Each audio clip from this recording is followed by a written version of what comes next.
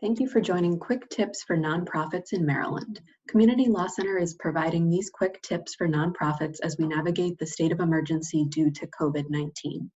This quick tip covers state and federal tax and other filing deadlines.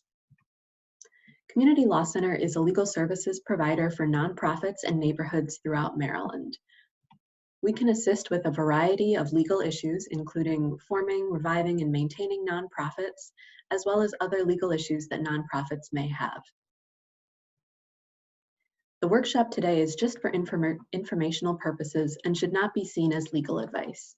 Attending the workshop does not make you or your organization a client of Community Law Center, but the organization can become a client, which I'll speak about at the end of the quick tip. Important filings for nonprofits in Maryland. There are three major filings that every nonprofit in Maryland should be aware of. The Maryland Form 1 Annual Report and Business Personal Property Return. Every nonprofit in Maryland must file the annual report if it is incorporated in the state.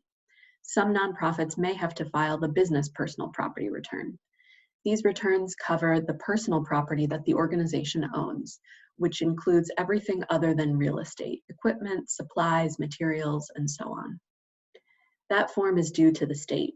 The second form is the IRS Form 990N e-postcard, or for larger organizations, the 990EZ or 990. This form is to the federal government, the IRS, and every nonprofit that is incorporated, other than churches, synagogues, mosques, other houses of worship, must file this 990N every year. And the third filing is the charitable solicitation registration. This is another state filing that must be filed by organizations that are seeking donations in Maryland. This year, some changes have come up due to COVID-19 for state filing deadlines.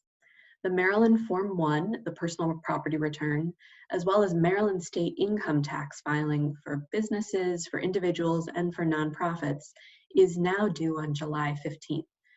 Formally, the deadline was April 15th. It is now July 15th. For charitable solicitation registration and for other SDAT expiration and renewals, such as renewing a trade name, if the deadline for these registrations falls after March 12th of this year, that filing is now due on the 30th day after the state of emergency is terminated.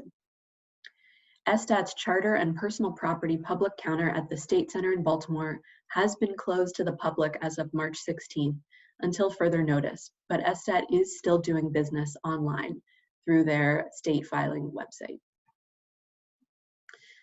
Federal filing deadlines have also changed this year. The IRS federal income tax filing for individuals and for business entities is now July 15th. Formerly, it was April 15th. Now it is July 15th. The Form 990 series filings, the nonprofit information return, so this is the filing that nonprofits must complete if they are a nonprofit. So if you are recognized by the IRS as a 501c3, you must do this form. And we've been told that even those organizations that have not yet been recognized as a 501c3 should complete the 990 every year.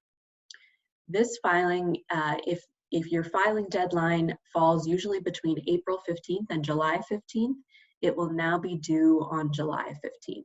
So this one depends on your organization's fiscal year. So if your organization normally files on April 15th, it will now have until July 15th to complete the 990 filing, or the 990EZ or 990N e-postcard.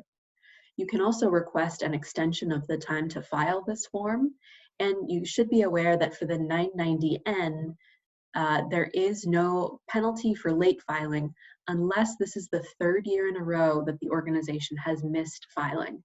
Then you must file to avoid losing your 501c3 status, having it revoked. So make sure that you do complete this 990N filing. Thank you for checking out today's quick tip.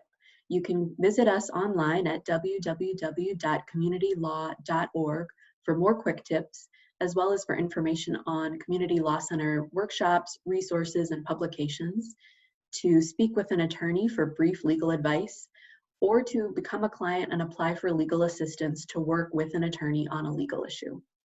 Please contact us with any other questions or to learn more. Thanks, and stay healthy and safe.